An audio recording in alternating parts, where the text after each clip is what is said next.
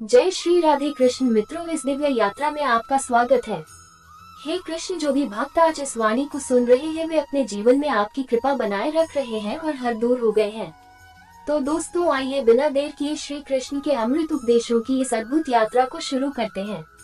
श्री कृष्ण कहते हैं, किसी को दुखी होकर अपनी खुशी की दुआ मत देना, लेकिन अगर किसी को एक पल की खुशी मिले तो अपनी खुशी की फिक्र मत करना। माली रोज के उपचारों को पानी देता है, मगर फल सिर्फ मौसम में आते हैं। इसलिए जीवन में धैर्य रखें, हर चीज अपने समय पर होगी। प्रतिदिन बेहतर काम करें, आपको उसका फल समय पर अवश्य मिलेगा। जीवन की सच्चाई को समझना बहुत मुश्किल नहीं है। जिस पैमाने पर दूसरे को तौलते हो, उस पैमाने पर कभी खुद देखो। तबीयत खराब है तो इंसान थोड़ी देर में परेशान रहता है, पर अगर नियति खराब हो तो जीवन भर संदेश रहता है।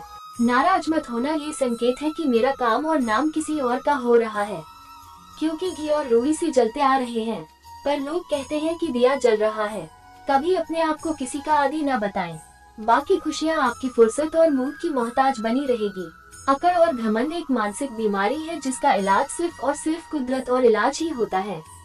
दुआ कभी साथ नहीं छोड़ती और बददुआ कभी पीछा नहीं करती छोड़ती।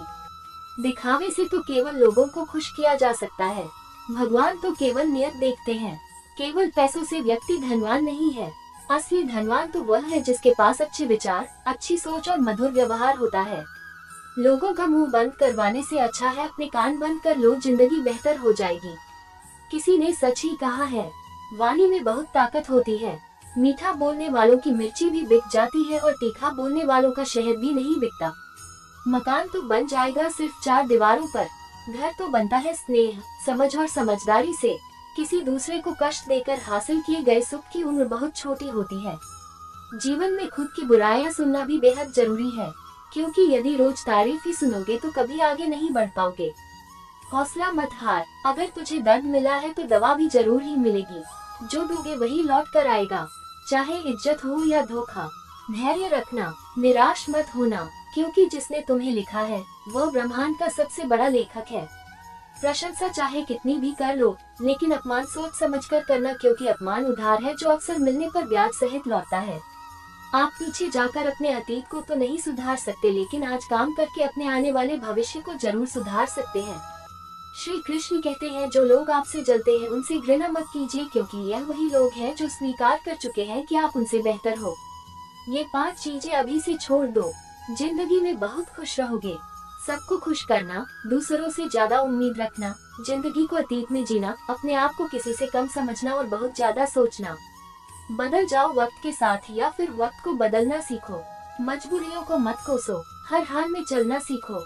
श्री कृष्ण कहते हैं, जिस तरह हवा एक दिशा में नहीं बहती, समय समय में बदलती रहती है, उसी प्रकार आदमी की किस्मत भी समय समय पर बदलती रहती है।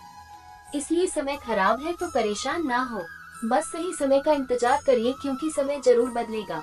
याद रखना, अगर बुरे लोग सिर्फ समझाने से समझ जाते तो बांसुरी बजाने वाला कभी महाभारत नहीं होने देते। जितना इंतजार वह आपसे करवा रहा है ना, समय आने पर इतना देगा कि संभाल नहीं पाओगे। अपनी जिंदगी से कभी नाराज मत हो, क्योंकि ऐसे कई लोग हैं जो आपके जैसे जिंदगी जीने का सपना देखते हैं। किसी भी असफल व्यक्ति से पूछोगे तो तुम सफल क्यों नहीं हो, तो वह 2 कारण देगा। मेरी किस्मत ही खराब थी, मेरे पास समय ही नहीं था। कोई भरोसा तोड़े तो उसका धन्यवाद कहना, क्योंकि यह वही लोग होते हैं जो हमें सिखाते हैं कि भरोसा सोच समझकर ही करना चाहिए। अपने आप पर विश्वास करो, तुम्हारे अंदर कुछ ऐसा है जो हर बाधा से बड़ा है। कभी कभी समय के परिवर्तन से मित्र भी शत्रु बन जाते हैं और शत्रु भी मित्र, क्योंकि स्वार्थ बहुत ही बड़ा बलवान है। चंदन का पेड़ पूरे संसार में अपनी सुगंध के लिए जाना जाता है, पर यही संसार अक्सर भूल जाता है कि उस चंदन के वृक्ष पर संसार के सबसे जहरीले सांप होते हैं। इसलिए बाहर से अत्यंत मीठा बोलने वाला व्यक्ति अंदर ही अंदर शत्रु का भाव भी रख सकता है।